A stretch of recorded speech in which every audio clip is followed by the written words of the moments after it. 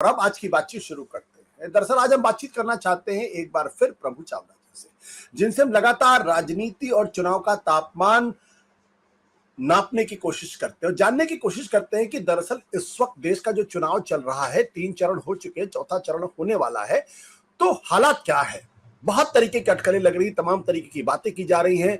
अगर आप किसी से बात करिए, कुछ ऐसे लोग भी मिल जाएंगे जो कहेंगे भारतीय जनता पार्टी को तो बिल्कुल 200 के भी सीट मिलना मुश्किल है, और कुछ ऐसे मिल जाएंगे जो आपको कहेंगे नहीं, 320 के नीचे तो सवाल ही नहीं उठता है। वो शर्त भी लगा ले, वो कहेंगे 4 जून को आप मुझसे मुलाकात कर लीजिएगा, मेरी बात एकदम सच साबित हो जाएगी।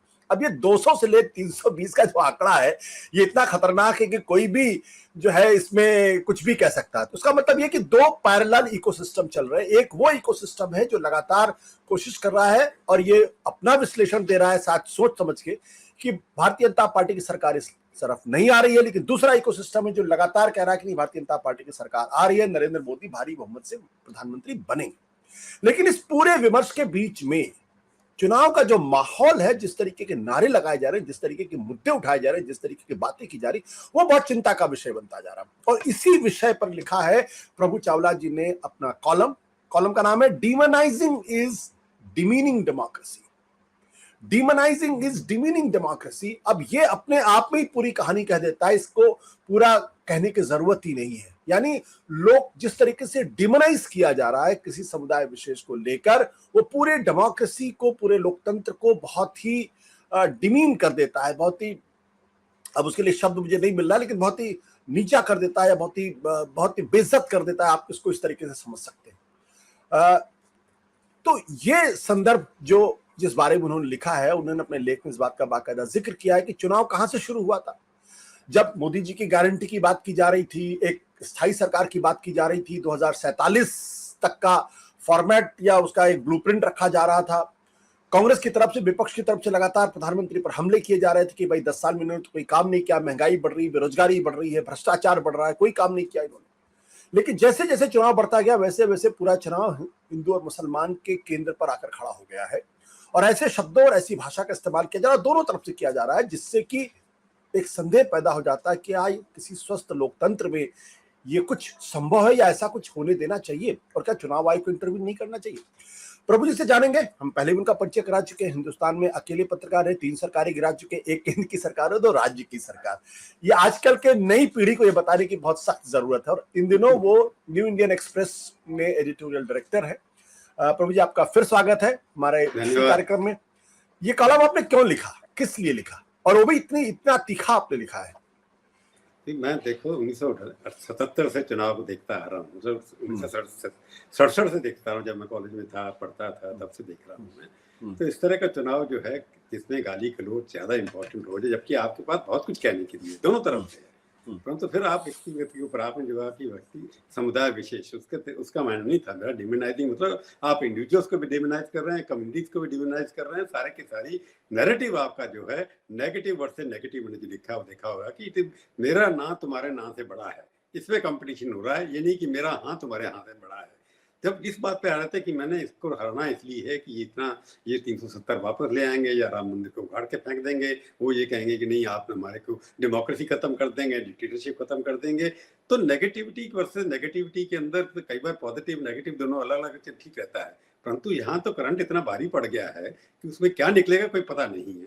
पर सवाल मैं जो उठाना चाहता हूँ इस वक्त ये है कि डेमोक्रेसी जिसके अंदर लगभग 1 करोड़ लोग पार्टिसिपेट करेंगे, मतलब आशा उसमें हो सकता है 60 करोड़ आए, 70 करोड़ आए, उनके लिए आप फ्यूचर क्या बनाने जा रहे हैं। मैं ये भी देखा, चर्चिल ने जो कहा था, मैं जब भी एक बार इंग्लैंड में गया था, मेरे को बुलाया था फुटबॉलों ने आज से कोई 20 साल पहले, उसके अंदर मैंने सवाल कर रहा था कि आप बात कर रहे हैं कि हिंदुस्तान टूट जाएगा, आप टूट रहे हैं, आपके इंग्लैंड टूट रहा है, बाकी कंट्रीज टूट गए, हमारा हिंदुस्तान अभी एक का एक खड़ा है। तो ये छोटे छोटे नेता जो एक दूसरे को गाली देते हैं, उसका ये है कि डेमोक्रेसी के अंदर आप ऑल्टरनेटिव एजेंडा दीजिए। अब ये हुआ है कि पहले इंदिरा गांधी एक नैरेटिव थी, इंदिरा गांधी इंस्टीट्यूशन थी, इंदिरा गांधी आइडियोलॉजी थी, इंदिरा गांधी इंस्टीट्यूशन थी, सब कुछ थी, उसके इर्द गिर्द चुनाव होता था। उसके बाद अब मोदी जी आए हैं, जिनके आसपास मोदी रिप्रेजेंट्स आइडियोलॉजी, ही रिप्रेजेंट आइडिया, ही रिप्रेजेंट एवरीथिंग। तो इसलिए मोदी के अंदर आप सब चीजें देख सकते हैं। उसके अंदर जिसको बुरी दिखाई देती है, जो उनकी बोलने का तरीका है, जो उनकी शैली है, जो अपने आप को ज्यादा प्रोजेक्ट करते हैं, इसलिए लोग कहते हैं डिक्टेटरशिप आ रही है। मैंने एक बार आर्टिकल भी लिखा था, शायद उसको देखा, डेमोक्रेटिक डिक्टेटर, मैंने आर्टिकल इंडियन एक्सप्रेस अंदर का भी लिखा था। तो ये है कि उनका एक तरीका काम करने का है, जब आप जीत करके आए हैं, लोगों ने आपको मैंडेट दिया है, तो आपको पास मैंडेट है कि आपने तरीके से चलाई है। और हमारी डेमोक्रेसी के अंदर अगर आपको आदमी पसंद नहीं है तो आप हटा भी सकते हैं, अपोजिशन कह सकती है कुछ भी, पर हरा ही है आप उनके अंदर। तो इश्यू जो बनता जा रहा है व्यक्ति विशेष को टारगेट करना दोनों तरफ से। अब राहुल गांधी पहले एकदम इरेलेवेंट हो गए थे, 2 यात्रा निकालने के बाद उनका रेलेवेंस बढ़ गया है, वो थोड़े और कोहेरेंट लगते हैं अब, पहले से इनकोहेरेंट हो जाते थे। एक नारे को पकड़े जैसे चौकीदार चोर है, फेल हो गया था उनका नैरेटिव, क्योंकि एक बड़ा नेगेटिव नैरेटिव था जो समझ नहीं पाया। 2019 के अंदर क्रेडिबिलिटी मोदी की बहुत ज्यादा थी। इस बार उन्होंने न्याय का रण लगाया, अभी बोलते रहते हैं बेरोजगारी ये वगैरह करते रहते हैं, फिर भी अडानी अंबानी अडानी अंबानी अडानी अंबानी, वो अपने आप में एक नारा हो सकता है, उनको लगता है ये भ्रष्टाचार है या कुछ है, तो मोदी जी ने भी उस ट्रैप में आकर के अडानी अंबानी का नाम ले दिया। तो इश्यू जो है व्यक्तिगत बनते चले जा रहे हैं कि हम मोदी जी को कहने की जरूरत नहीं है कि हम राम मंदिर ये गिरा देंगे, राम मंदिर बन गया, उसको कोई भी नहीं गिरा सकता, या अमित शाह जी को कुछ भी कहने की जरूरत नहीं है, बाकी बीजेपी नेता तो कुछ कहते नहीं, उनका रेलेवेंस ही नहीं है। तो जो मोदी जी कहते हैं उसको परकुलेट डाउन किया जाता है। तो मैं ये कहता हूँ ये इलेक्शन जो है कि 2047 का जो नारा था, उसका 2047 के अंदर जो आपका पर्व चल रहा है, उसके ऊपर डिस्कशन मोदी जी को डिबेट को ले जाना चाहिए था कि राहुल जी बताइए 2047 में मैं ये करने वाला हूं, आप क्या करेंगे। और राहुल जी कहा कि हम न्याय देंगे, अभी वो कह रहे जब भी जाते हैं, मैं जो उनकी बात से हर बार जाति की बात उठा लें, पूछते हैं कि 90 सेक्रेटरी गवर्नमेंट ऑफ इंडिया में, उसमें दलित कितने हैं। ये तो सवाल ये है कि ये एक तरफ के आप छोटे लेवल पे ला रहे हैं कि आप ये कि विकास होना चाहिए, दलितों का 60 साल के अंदर रिजर्वेशन के अंदर उन लोगों को क्यों नहीं जगह नहीं मिली, उठा सकते हैं। पर हर जगह कितने वाइस चांसलर हैं, जर्नलिस्ट से पूछेंगे आपके यहाँ एडिटर कितने हैं। ये सवाल जो है बड़ा उनके कद को गिरा देते, सवाल वाजिब है, बिल्कुल ठीक है। अब सवाल ये कि एडिटर आप भी चलाते हैं, आप भी, आशुतोष आपकी कास्ट के बारे में मैं नहीं जाऊंगा, मेरी कास्ट में निकाल नहीं जाएंगे, परंतु हम लोग क्या कास्ट की वजह से यहाँ पर आए हैं? ये सवाल उठता है, मेरे सवाल करके आप मेरे ऊपर सवाल उठा रहे कि मैं इंडिया टुडे का एडिटर बन गया क्योंकि इंडिया टुडे के अंदर कोई दलित नहीं है या कोई और नहीं है। क्यों नहीं है? मैं यहाँ दलित थे, मैं अब उनको नाम नहीं गिनाना चाहता, मेरे यहाँ इंपॉर्टेंट एडिटर दलित थे, मुस्लिम भी थे मेरे यहाँ। तो ये इस तरह के नेरेटिव बना करके आप प्रोवोकेटिव करना कि कॉन्स्टिट्यूशन बदल देंगे, ये तो हो सकता है खतरा कि 400 सीटें आएंगी, कॉन्स्टिट्यूशन बदलेंगे, आपकी रिजर्वेशन खत्म कर देंगे, ये बात समझ में आती है, एक बड़ी पिक्चर आप दे रहे हैं। परंतु आप जब कैंपसेस में जाते हैं, छोटी जगह बात करते हैं, इंडस्ट्री से बात करते हैं, तो कितने दलित आपके ऑफिस में, कितने सीईओ हैं, ये सब सवाल जो है, वोट की राजनीति इतनी गंदी हो गई है, उसका फायदा बीजेपी को हो रहा है, क्योंकि वो तो डिफेंसिव पे है कि हम कॉन्स्टिट्यूशन नहीं बदलेंगे। अमित शाह जी ने कहा कि हमने कितनी बार कॉन्स्टिट्यूशन बदला, बात सच है उनकी, उनके बाद 2/3 मेजोरिटी थी, 2/3 स्टेट्स उनके हाथ में थे, कॉन्स्टिट्यूशन बदलना होता 2019 से 224 में बदल रहा है। अब कॉन्स्टिट्यूशन क्या बदलना चाहते हैं, हो सकता है बदलना चाहते हो सकता है प्रेसिडेंशियल फॉर्म गवर्नमेंट बनाना चाहते हो, ये आप सवाल बड़े उठा सकते हैं कि इसलिए कि सिर्फ रिजर्वेशन खत्म कर दे, मैं उस बात नहीं हूँ। अगर मोदी जी कोई करेंगे बात तो वैसी करेंगे जो बहुत बड़ी बात होगी। रिजर्वेशन से कोई फर्क नहीं पड़ता रहे या नहीं रहे, कि उनके अपनी पार्टी के अंदर दलितों के बिना वो जीत नहीं सकते। अगर दलितों ने उनको वोट नहीं दिया होता तो 1-2-3 सीटें उनके नहीं आ सकती। तो दलित ने भी, मुस्लिम ने भी थोड़ा वोट दिया है। तो ये मुद्दे जो हैं उसको आप बड़े छोटे कर देना। भारत बहुत बड़ा देश है, यूनिटी इन डाइवर्सिटी के ऊपर भी आपने सवाल उठा दिए कि किस तरह की यूनिटी है, उसके ऊपर मजाक उड़ा दिया आपने। तो ये सब है कि कोई ऑल्टरनेट नेता बड़ा कोई नहीं हुआ। अब जो है कि नेताओं की कमी है इस देश के अंदर, बड़े लोगों की कमी है, न प्रदेश लेवल पे भी नहीं है लोग जो बड़ा सोचते हो। ना कोई नारायण तिवारी है, ना कोई हिम्मती गुंडा है, ना कोई अटल बिहारी वाजपेयी है, ना कोई बड़े बड़े जितने मैं चीफ से नाम लेना शुरू पड़ा मुरारी देसाई नहीं है जो बड़ी बातें करते हो, कम बोलते हो और बड़ी मुश्किल बड़ी बात करते हो। तो पिग्मी लोग आ गए, छोटे छोटे पदों के बैठ के मुख्यमंत्री बन गए या प्रेसिडेंट बन गए। तो अब तो स्पोक्स पर्सन अपने आप को मुख्यमंत्री बन लेंगे। पार्टी के नेता छुटवैये जो हैं, कल तक कोई खड़े हुए थे, वो सिवाय इस बात के एक्सपर्ट है कि गाली कितनी बड़ी दे सकते हैं, कितना बड़ा इश्यू बनाते हैं, उसके ऊपर बात नहीं करेंगे। तो उसका नैरेटिव जो किया जा रहा है कि व्यक्ति के ऊपर अटैक करके आप जीत सकते हैं चुनाव, ये बड़ा डेंजरस ट्रेंड इसके देश के अंदर है कि उससे सोशल फैब्रिक टूट जाता है। पॉलिटिकल पार्टी दूसरे से बात करना बंद कर देती है। पहले लोग शाम को पार्लियामेंट में लड़ते, शाम को बैठ के पीते भी थे और खाते भी थे। अब आप देखिए, कभी मायावती अखिलेश को इकट्ठा देखा होगा, कभी राहुल गांधी को मोदी जी के साथ बात करते हुए देखा होगा सोशल मीटिंग में? नहीं। तो सोशल डिस्क्रिमिनेशन जो डिस्टेंस बढ़ता चला जा रहा है, इसका आगे जाकर के पॉलिटिक्स को उसका पर्सनल कर लेना कि राजनीति में मेरे साथ अगर नाम नहीं हो तो मेरे दुश्मन हो, हर पार्टी में ये हो रहा है। ये बड़ा डेंजरस ट्रेंड है जिसको जिसको जिसकी वजह से ये चुनाव जो है डेमोक्रेसी खतरे में आ सकती है कि सोशल टेंशन जो बढ़ती जा रही। आवाज नहीं आ रही आपकी? मैं कह रहा हूं आपने अपने कॉलम की शुरुआत में जो सेंटेंस लिखा है और जो कोटेशंस दिए हैं वो अपने आप में पूरी कहानी कह देते हैं। जैसे आपने लिखा है, स्टार्ट किया है, issues are dead, interred in the political graveyard of noxious nonsense, slander has taken over. अब ये जो आपने लिखा है, मतलब ये पूरी कहानी अपने आप कह देता है। जिसने भारत के चुनाव को अभी तक नहीं देखा होगा वो इसको पढ़ने के बाद समझ जाएगा कि इस देश के अंदर चुनाव मुद्दों के आधार पर नहीं हो रहे हैं, सिर्फ नॉनसेंसिकल बातें हो रही हैं और एक दूसरे को बेइज्जत करना, एक दूसरे का अपमान करना ही सब कुछ हो गया है। आपने पूरी बात अपनी कही, ऐसा क्यों हुआ, क्यों ये चुनाव? आपने अपने कॉलम के बाद भी फिर ये लिखा है कि भाई अच्छी बातों से शुरुआत हुई, 1947 में ब्लूप्रिंट होगा, मोदी की गारंटी की बात हो रही थी, न्याय की बात हो रही थी राहुल गांधी विपक्ष की तरफ से। अचानक क्या बदला कि ऐसा माहौल हो गया, एक दूसरे के ऊपर लोग चीख पड़ रहे हैं और व्यक्तियों के पर भी हमले हो रहे हैं और मुस्लिम समुदाय को भी स्लैंडर करने की कोशिश की जा रही है, उनको भी डिमोनाइज करने की कोशिश की जा रही है। नहीं, मैंने बड़ा क्लियर है इसके अंदर। देखिए कि क्योंकि जब एक पर्सनैलिटी ड्रिवन चुनाव हो जाता है, प्रॉब्लम ये है कि रूलिंग पार्टी के अंदर एक बहुत बड़ा नेता है जिसके आगे बाकी सारे नंबर 1 से लेकर नंबर 100 तक मोदी है। 101 नंबर पे कोई दूसरा नंबर आ जाए तो अमित शाह जी आ जाएंगे, उसके बाद तीसरे 102 पे राजनाथ जी आ जाएंगे या कुछ और आ जाएगा। जब एक व्यक्ति इतना बड़ा हो जाता है उसके लिए डबल इंजन की सरकार का नारा लगा है। मैं एनालिसिस इसलिए दे रहा हूँ क्योंकि जब मोदी जी जब जिस लेवल पे आ रहे, जैसे कल नवीन पटनायक पे उन्होंने अटैक कर दिया। नवीन पटनायक से अच्छे संबंध थे उन्हें, उनके मिनिस्टर जो हैं, नवीन पटनायक ने बड़ा दिखा के उनके मिनिस्टर को अपने कोटे में से राज्यसभा की टिकट दी वैष्णव को, जो वहाँ के IAS ऑफिसर थे। अपने बीजेडी की एक टिकट को सेक्रीफाइस किया। उसके बाद ही मोदी जी ने को पर्सनल अटैक कर दिया, कह दिया कि नवीन पटनायक बिना पेपर पढ़े एक डिस्ट्रिक्ट के नाम नहीं बता सकते और डिस्ट्रिक्ट कैपिटल का नाम नहीं बता सकते। ये मोदी जी ने पहले बार किया, मेरे को भी नहीं थी कि वो करेंगे। और नवीन पटनायक ने वैसे ही अटैक किया कि मोदी जी अपने वायदे भूल जाते हैं। तो जब ममता जी के यहाँ जाते हैं तो कुछ और बात करते हैं। इसका कारण क्या है कि उड़ीसा के अंदर उनको लगता है कि अगर मेरे को सीटें बढ़ानी है, 370 करनी या 303 करनी है। अब 303 अगर नहीं पार करते या 300 से कम आती है, ये भी मोदी जी के लिए मैंडेट होगा कि अगर 4 सीटें भी कमाई, तीसरी बार जीत गए, पर भी ये भी लगेगा कि आप बढ़ा नहीं पाए। तो उनको एक रिकॉर्ड बनाना है, इसलिए उनको लगता है कि जिन प्रदेशों के अंदर वहाँ नेता क्यों नहीं खड़े हुए।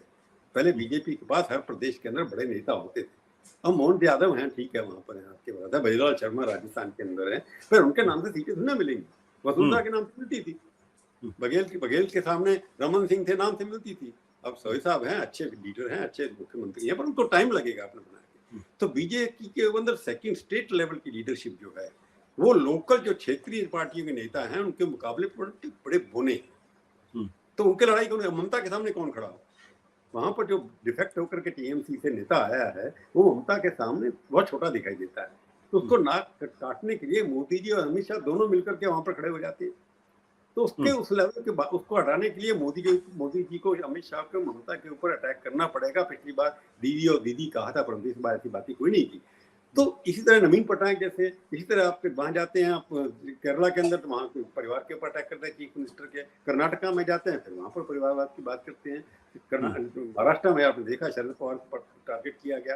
तो मोदी जी के मुकाबले में कोई स्टेट के अंदर उतना पॉपुलर लीडर नहीं है जो वहाँ के ऑपोजिशन लीडर को काट पड़ रहे। इसलिए मोदी जी को लोकल भाषा के अंदर बात करनी चाहिए, जो एक प्रधानमंत्री को नॉर्मली नहीं करते हैं। इसलिए मजबूरी उनकी ये है कि उनके पास कोई नेता नहीं है लोकल लेवल पर जहां पर उनको सीटों को लाना है। उनका क्या है, चुनाव जीतने के लिए कुछ ना कुछ करना पड़ता है। अल्टीमेट ऑब्जेक्टिव क्या है कि मेरे को 303 से ज्यादा सीटें लानी है, ये उनका टारगेट है। तभी लगेंगे तीसरी बार हैट्रिक मैंने बनाया। और 330 लाने के लिए क्या क्या करना है और टूल किट के अंदर फिट बैठती है ये बात कि जहाँ सीटें बनाएंगे आपको कर्नाटक के अंदर, महाराष्ट्र के अंदर, बिहार के अंदर जितनी जगह सीट अगर नहीं मिलेंगी जितनी पहले थी आपके पास, तो आपकी 300 सीटें नहीं आएंगी।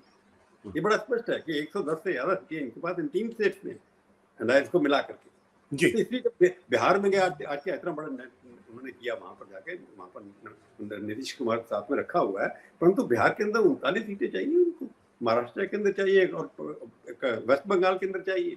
तो वहां पर जब पर्सनल अटैक नहीं होगा तो इश्यू तो सबको पता है, राम मंदिर का इश्यू अब कितनी बार रिपीट करेंगे, पर वो रिपीट करते रहते हैं इसलिए ताकि पोलराइजेशन जो टूटता हुआ दिखाई देता है उनको, वो दोबारा से आए। परंतु एक ही मुस्लिम समुदाय के ऊपर अटैक करने का मतलब ये कि हिंदू पोलराइजेशन हो, उनका मतलब रिटेन करना, हमारा कोर कॉन्स्टिट्यूएंसी नहीं टूटे, उसको रिटेन करने के लिए ये भाषा बोलना जरूरी है। फिर उन्होंने कई जगह मुसलमानों के सपोर्ट में भी बोला जा करके, अभी 2-3 दिन पहले मुसलमानों के बारे में बोला, तो उनके व्यक्ति लोग बोलते रहते हैं। तो आपका कहना ये है कि जितने इशू हैं, मोदी जी को अपनी पर्सनैलिटी पॉजिटिव जो नेगेटिव शुरू किया था उसके ऊपर रखना चाहिए था, परंतु अब क्या हुआ, आखिरी चुनाव में चौथे पांचवें छठे में उनका मुकाबला रीजनल लीडर से हो रहा है। रीजनल लीडर्स को तोड़ने के लिए उनके पास राम मंदिर इशू के अलावा कोई व्यक्तिगत बात आक्रामक होना चाहिए, इसलिए स्ट्रेटजी बनी। आपने ये कहा कि जो उनका कोर वोटर है उसको रिटेन करने के लिए, क्या वो कोर वोटर भागता हुआ दिखाई पड़ रहा?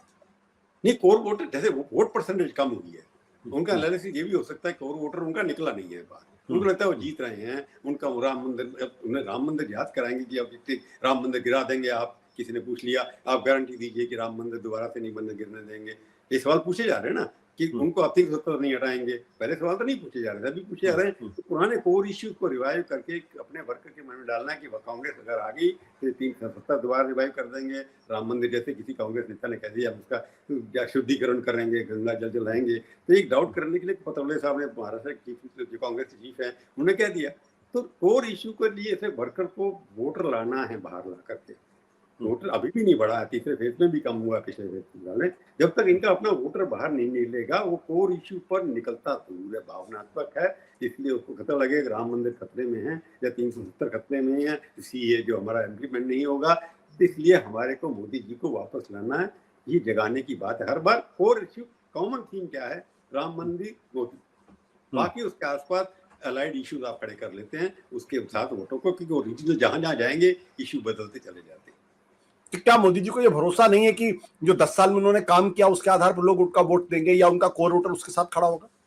क्यों एंटी इनकम्बेंसी हर लीडर मानता है, ये है कि अगर दो बार जीते हैं, अगर क्योंकि एंटी इनकम्बेंसी एमपी के खिलाफ भी होती है जो उनको नजर आ रही होगी अभी कि उन्होंने इस बार सबसे कम एमपी ड्रॉप किए, 2014 में काफी ड्रॉप किए थे, 2019 में भी ड्रॉप किए थे, इस बार उनकी संख्या कम है। और तीसरा फैक्टर जो काम कर रहा है, ऐसा लगता है उनको अब समझ में आया होगा, जो मेरे को बीजेपी के लोग जो पुराने जो मेरे दोस्त हैं, पुराने संघ के लोग हैं, कभी कभी बात हो जाती है, वो बड़े जोर से काम करें, कुछ लोग चाहते हैं कि बीजेपी मेजोरिटी, वो सब मानते हैं मेजोरिटी आएगी, तो उनका ये कहना है कि कई लोग ऐसे हैं जैसे 40 से 50 लोग ऐसे हैं जिनका बीजेपी से लेना देना नहीं है, आरएसएस को गाली देते हैं, वहां पर अभी भी देते हैं, पहले भी देते थे, उन लोगों को टिकट दे दिया आपने।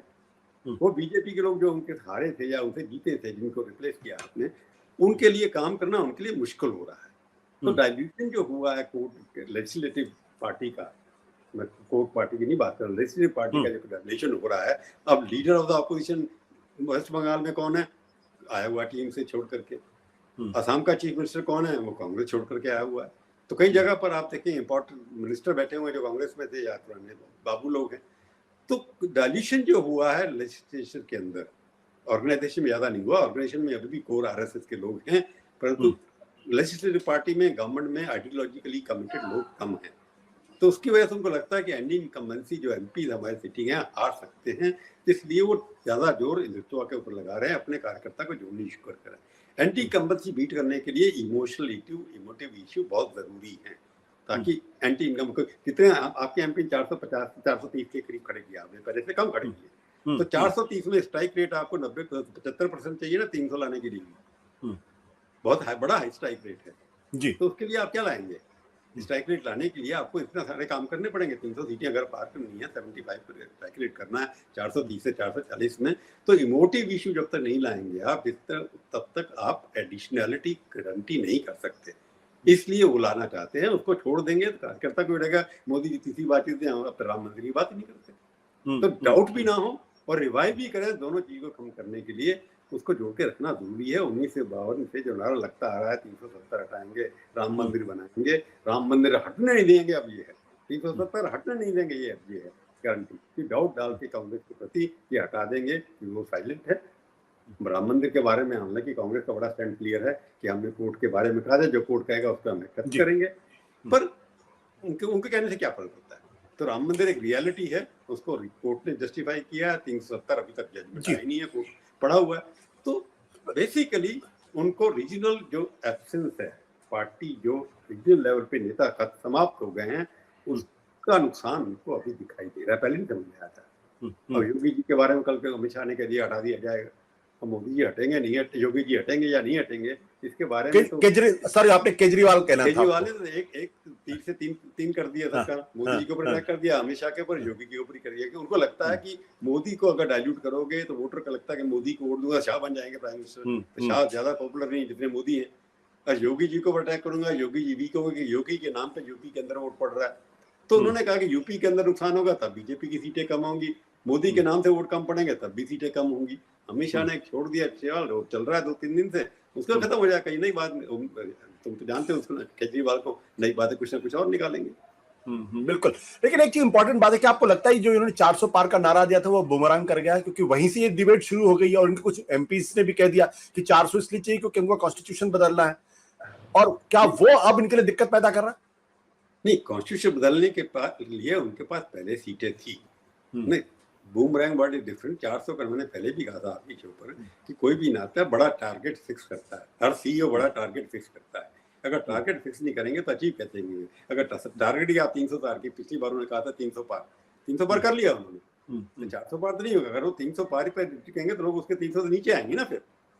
तो उस पर ये एक पॉलिटिकल गिमिक है जो हर पार्टी खेलती है। जैसे कांग्रेस वाले अपना नंबर कोई नहीं बता रहे, उनको पता है 100 पार करना भी मुश्किल हो जाएगा, कहेंगे तो उनके पास कोई नंबर है ही नहीं, क्या पार करेंगे। तो इनका नारा ये क्लियर था कि 400 पार का मतलब एलाइज के साथ हम वर्कर को एक टारगेट देंगे, काम करेंगे, अब 300 आ जाएंगे तो अपने आप में विक्ट्री है। तो it is a political slogan जिसको आप सीरियस लेंगे। बूमरैंग करने का मतलब 350 आ जाएंगे तो क्या वो जीत तो गए ना हो। तो 400 से जितनी चीजें आएंगे मेजोरिटी से कम होंगे तो तब तो बात है कि बिल्कुल ही अब मैं कहूंगा बूमरैंग कर गया कि 400 के घूमने इतने वो शॉर्ट थे कि 400 सीटें क्या 250 भी नहीं मिली। परंतु वो करना जरूरी था, कांग्रेस को, बीजेपी को अपने कार्यकर्ताओं इकट्ठा करने के लिए बड़ा नारा देना जरूरी था, बड़ा टारगेट देना जरूरी था। परंतु सबसे बड़ी प्रॉब्लम है कि मोदी और मोदी के ये सारा केंद्रित है। मैंने कई बार सवाल उठाया कि मोदी के वोट परसेंटेज कितने हैं।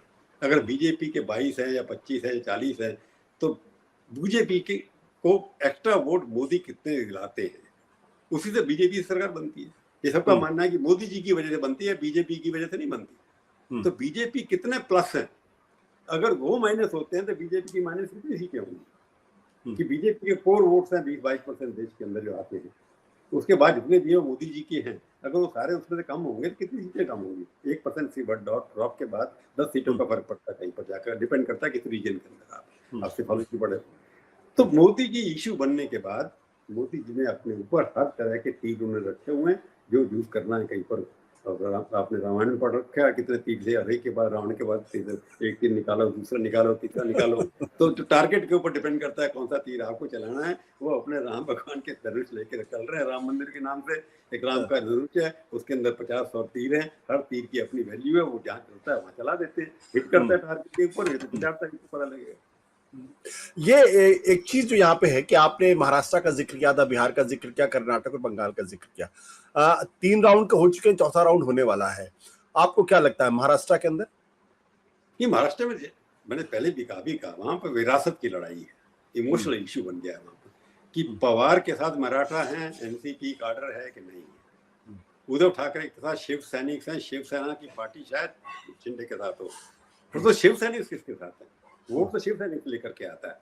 तो वहां पर पवार के साथ, अजीत पवार के साथ हैं, या जो जितने भी एनसीपी के मराठा लोग हैं, जो पुराने लोग हैं, वो उनके साथ हैं कि नहीं? क्योंकि कई बार इनहेरिटेंस करते हैं पॉलिटिकल, जो रीजनल पार्टी है उसके। अब मैं आपको यूपी का एग्जाम्पल देता हूँ। शिवपाल ने अपनी पार्टी बनाई, लोग नहीं गए, ये सारे के सारे समाजवादी जो थे वो अखिलेश को उन्होंने एक्सेप्ट कर लिया, सारे के सारे उससे चले गए, शिवपाल वापस लौट के वहीं पर आकर। तो इसलिए जितनी भी रीजनल पार्टी आप देखेंगे, मायावती ने अपने भतीजे को खड़ा किया, निकाल के बाहर खड़ा कर दिया एक भाषण के बाद, तो उसके बाद कोई रोने के लिए नहीं गया उसके बाद। तो ये जो पार्टियां हैं इसके अंदर लड़ाई इस बात की है, स्प्लिट किया है आपने। अब अजीत पवार को लोग मानते हैं कि नहीं एनसीपी, क्योंकि वो बीजेपी के साथ है, बीजेपी के साथ की एनसीपी वाली पार्टी एक्सेप्ट करेंगे शरद पवार के लोग, एनसीपी के लोग, मैं पॉलिटिकली बात कर रहा हूँ। अब वहां पर ये देखना है कि एनसीपी एंटी बीजेपी रही, बनी इसलिए कांग्रेस से आई, फिर बाहर आई, फिर बीजेपी के साथ कभी गई नहीं, आज तक भी नहीं गई। बड़ी बात कोशिश हुई बोलने की, मैं तो जानता हूँ शरद पवार जी को। तो एनसीपी हमेशा एंटी बीजेपी रही। तो ये देखना है कि एनसीपी का कोर कॉन्स्टिट्यूएंस जो है वो एंटी बीजेपी रहता है कि नहीं रहता है। दूसरा, शिवसेना हमेशा प्रो बीजेपी रही, ये दूसरा नैरेटिव है।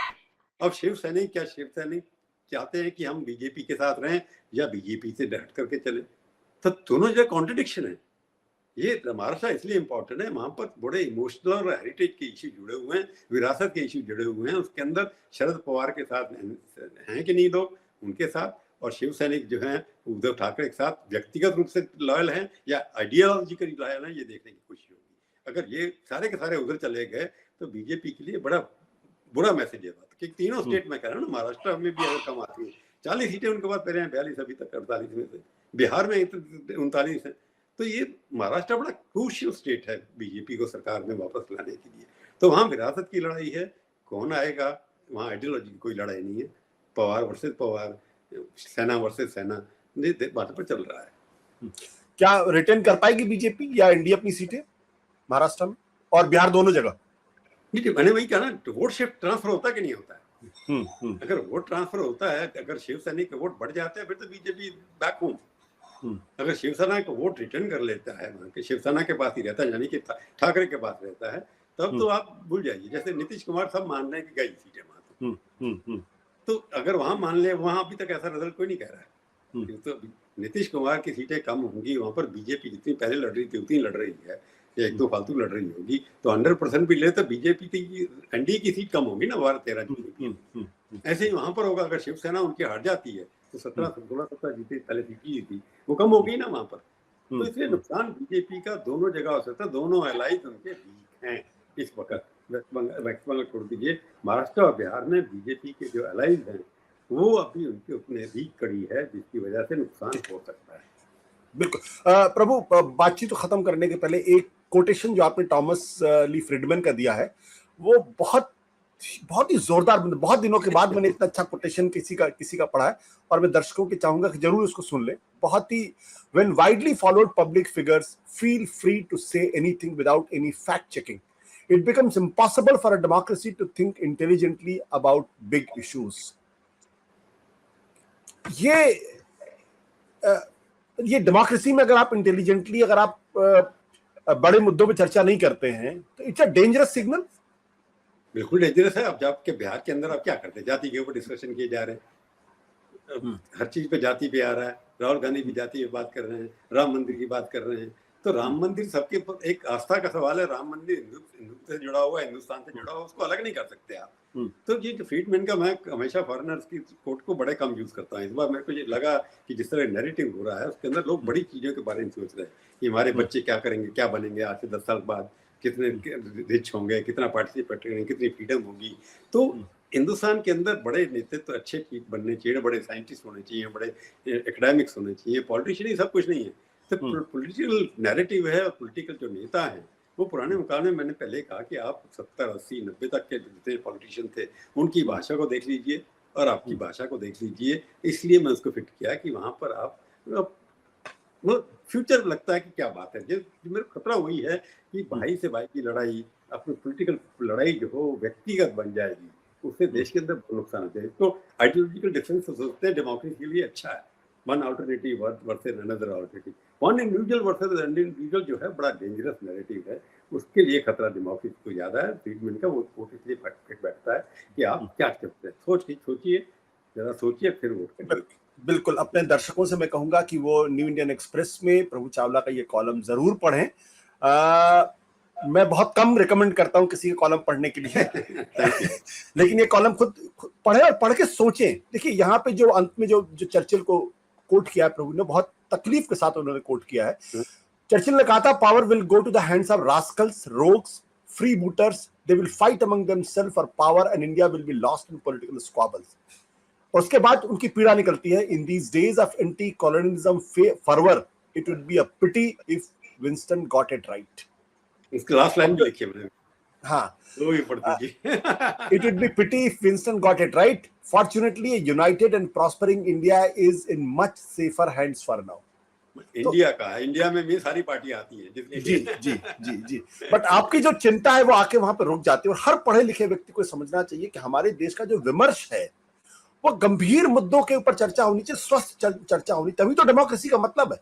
अगर गाली गलौज करेंगे एक दूसरे का अपमान करेंगे, एक दूसरे की बदनामी करेंगे, और प्रभु जैसे वरिष्ठ पत्रकारों को, संपादकों को ये लिखना पड़ेगा कि भाई issues are dead, interned in the political graveyard of noxious nonsense, slander has taken over. तो ये वाकई में बहुत गंभीर चर्चा का विषय है। बहुत बहुत शुक्रिया, thank you so much. Thank you.